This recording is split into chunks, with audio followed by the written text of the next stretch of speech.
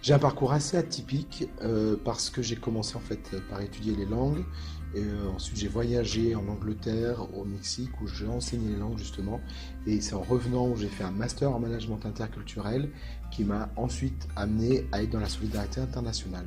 Après mes études de français, je suis devenue professeure de lettres, et je me suis vite rendu compte que ce métier n'était pas pour moi. Et c'est en cherchant à faire autre chose que je suis tombée sur un service civique dans une ONG chrétienne, et j'ai ainsi découvert le domaine de la solidarité internationale. Et pour moi, c'est vraiment quelque chose qui a été guidé par Dieu.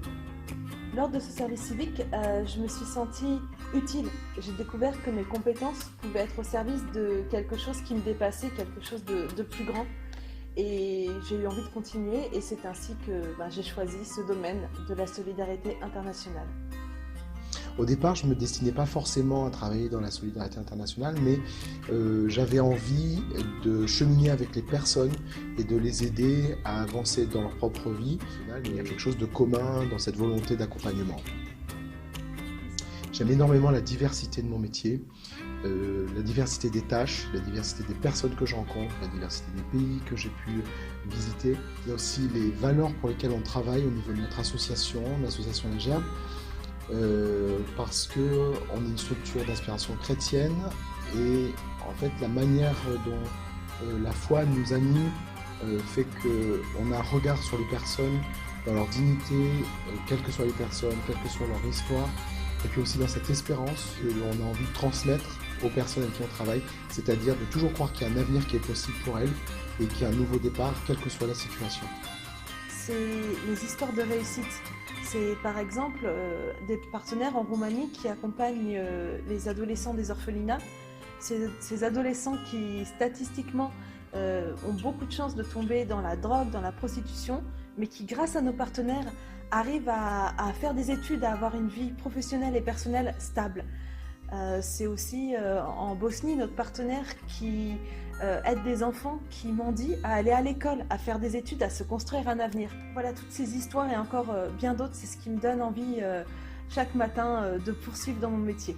Alors, les difficultés principales auxquelles je pense, en tout cas il y en a deux, ça serait la variété des tâches que l'on a à faire, donc il faut rester concentré sur les priorités, pouvoir choisir qu'est-ce qui est essentiel et qu'est-ce qui est secondaire. En fait, il y a énormément de besoins, des besoins presque là sans limite, mais nos ressources financières et humaines sont limitées, il faut l'accepter, et il faut composer avec pour malgré tout contribuer à trouver des solutions. Travailler dans la solidarité internationale, pour moi, ça a surtout changé ma vision du monde. J'ai découvert que le monde était bien plus vaste que ce que je connaissais. Et cet engagement, ça donne vraiment un sens à ce qu'on fait, ça donne un sens à sa vie. Alors, j'ai appris énormément à travers ce métier. Premièrement, je dirais humainement.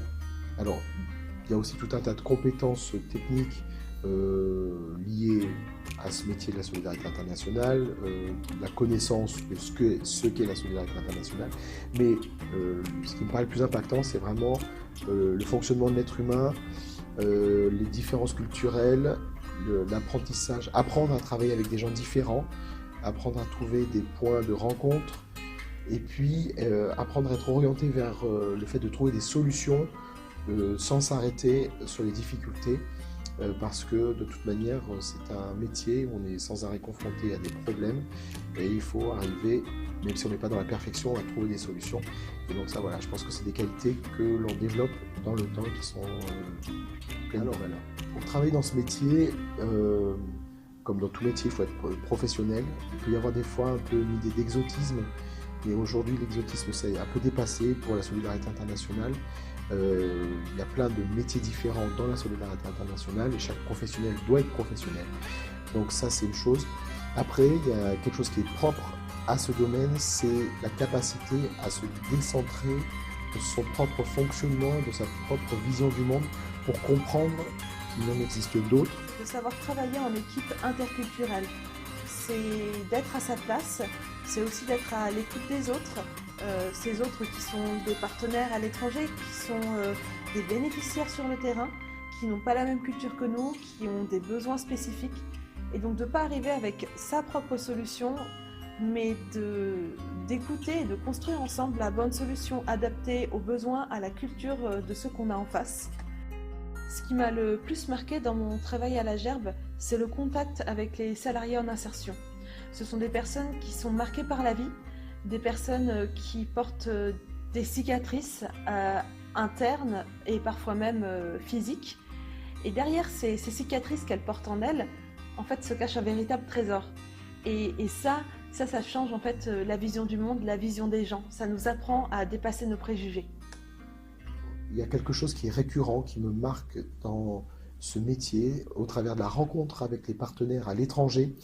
C'est très souvent la manière dont les personnes sont portées par une vision et jusqu'où ça peut les mener.